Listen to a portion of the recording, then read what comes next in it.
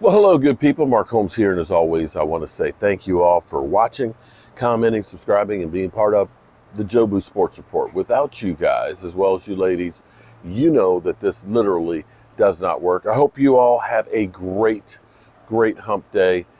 We are 2 weeks from today, training camp opening up for the Dallas Cowboys, and it's been great for me being back home here since Saturday. Being here at the fire pit, being able to have my studio and things like that, kind of taking a little bit of a break before I get back on the red brick house. And this will be kind of short-lived. I'll be back there this weekend working on getting it done. I got 2 weeks, 2 weeks really to get the main stuff out of the way so that way I can focus in on the Dallas Cowboys because, you know, it's here. We've been dealing with all of the bull crap and everything else of the Eagle fans just talking smack without really having a lot of stuff to talk about. And as we get ready to get going, I won't be going to training camp this year. Basically, there's about 3 open practices a week. And going from the East Coast to the West Coast and everything else for the 3 practices, it's a lot of money and it's not a lot of stuff. Although I'll miss seeing, West Coast and Law Nation and Shango and all the guys and stuff out there.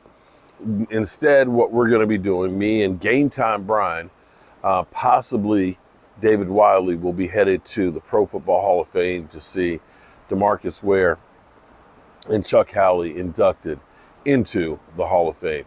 So that will be a great way to get this season kicked off. And as we get ready to kick this thing off, the question will be will there be a role for Michael Irvin? Michael Irvin's whose case, civil case, will be going forward. And understand, civil case has nothing to do with a criminal case. There is no criminal case. That is basically the matter of awarding money. And I find it hard to believe that Michael Irvin will get back onto ESPN and NFL Network. He remains suspended by both of them.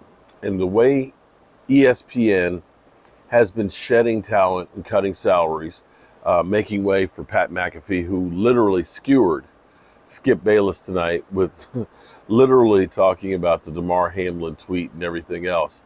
Literally threw Skip Bayless under the bus and backed up and rolled over him again. With ESPN shedding salaries the way they have, I'd find it hard to believe that they would end up bringing back Michael Irvin. And unfortunately, whether Michael Irvin wins the case or not, I don't think that the NFL is going to look at that and say that this is the verdict that will justify them bringing him back. And I believe that the NFL Network is also going through that transition where people are more apt to watch on YouTube. YouTube is literally the Wild West now of sports entertainment.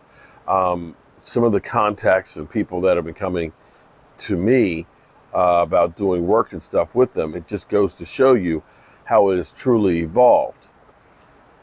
Here's the thing. Michael Irvin,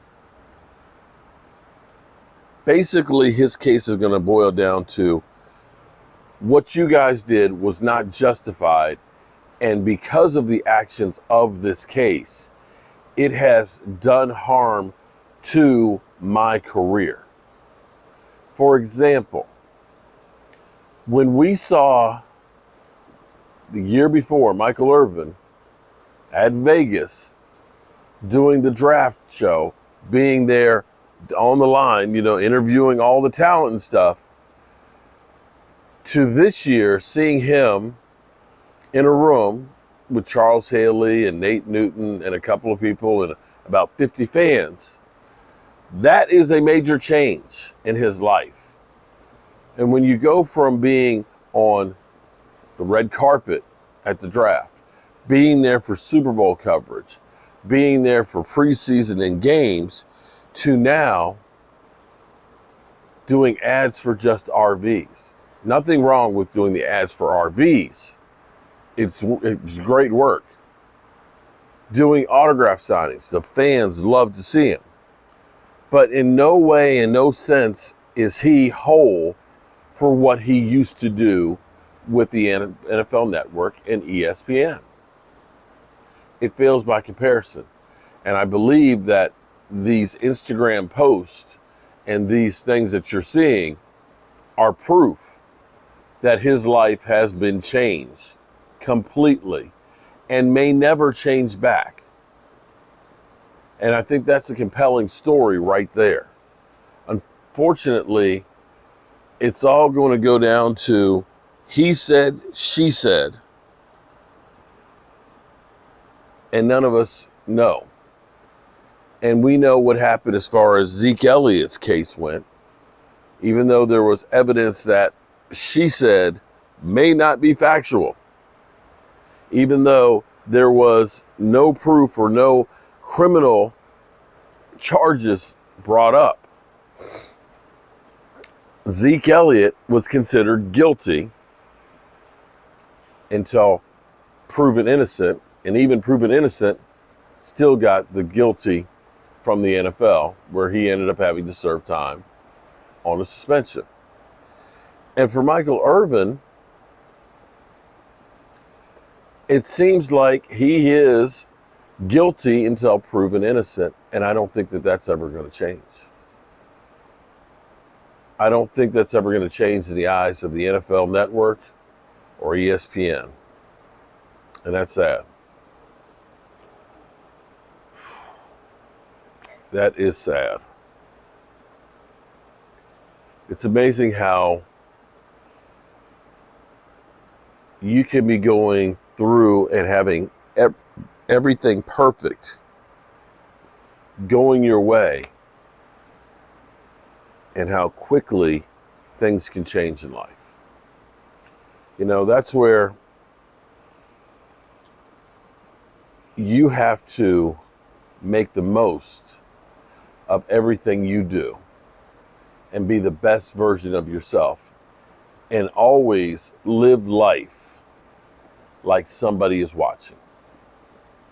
Because in this day and age, whether you realize it or not, everybody is watching and waiting for you to fail.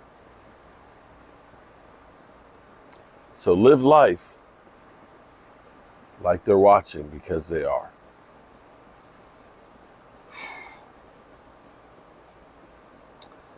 I'm so glad we're so close to the NFL season. I know there's some people out here that are going nuts and need football as bad as I do.